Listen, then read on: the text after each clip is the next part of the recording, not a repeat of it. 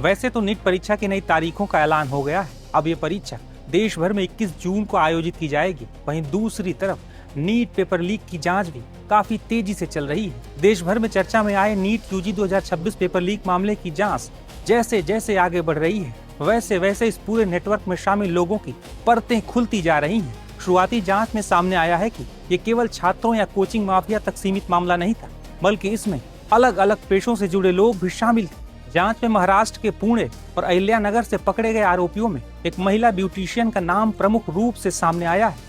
आरोप है कि वो मेडिकल प्रवेश परीक्षा देने वाले छात्रों और उनके अभिभावकों के संपर्क बनाकर उन्हें पक्का पेपर दिलाने का भरोसा देती थी। इसके बदले लाखों रुपए वसूले जाते थे। एजेंसियों का कहना है कि वो छात्रों को नेटवर्क से जोड़ने का काम करती थी और हर सौदे पर कमीशन लेती थी। आरोपी महिला का नाम मनीषा वाघमारे है, जो पेशे से ब्यूटिशियन है और पुणे में मेडिकल उम्मीदवारों के लिए काउंसलिंग और एडमिशन कंसल्टेंसी भी चलाती है। आरोपी ब्यूटिशियन का पति भी डेंटिस्ट बताया जा रहा है। वहीं इस मामले में सबसे बड़ा खुलासा मनीषा वाघमारे के बैंक खातों को लेकर हुआ है। जांच में पता चला है कि ब्यूटिशियन मनीषा वाघमारे के नाम से 21 बैंक अकाउंट है। इन खातों में करीब 10 लाख रुपए जमा किए गए हैं।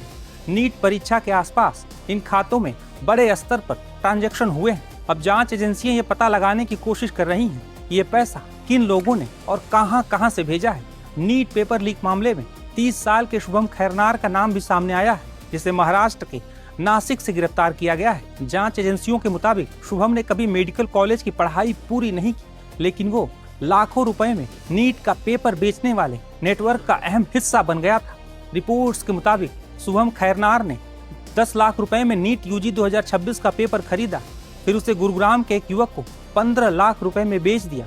गुरुग्राम से ये पेपर राजस्थान के मंगीलाल बिवाल को दिया गया, जिसने अपने बेटे विकास बिवाल और भतीजों के लिए पेपर खरीदा था। बिवाल परिवार ने पेपर को अन्य इच्छुक छात्रों और यहाँ तक कि कुछ शिक्षकों को भी पैसे के बदले में पेपर बेच दिया। जब जांच एजेंसियों ने ये खंगालना शुरू किया कि आखिर शुभम खैरनार को नीट का पेपर मिला कहां से, तो इसी जांच के दौरान धनंजय लोखंडे नाम के एक व्यक्ति का नाम सामने आया है।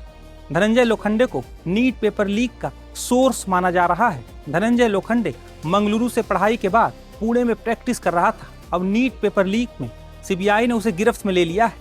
हालांकि लोखंडे को यह पता चल गया था कि सीबीआई जल्द ही उस तक पहुंच सकती है। इसी वजह से वह पुणे स्थित अपने ठिकाने से भागकर अपने पैतृक गांव अहिल्यानगर लौट गया था, लेकिन सीबीआई ने उसे वहीं से दबोच लिया। इसके अलावा भी कई राज्यों में जांच चल रही है, धरपकड़ भी हो रही है, लेकिन नीट पेपर लीक के बाद कई गंभीर सवाल उठ रहे हैं।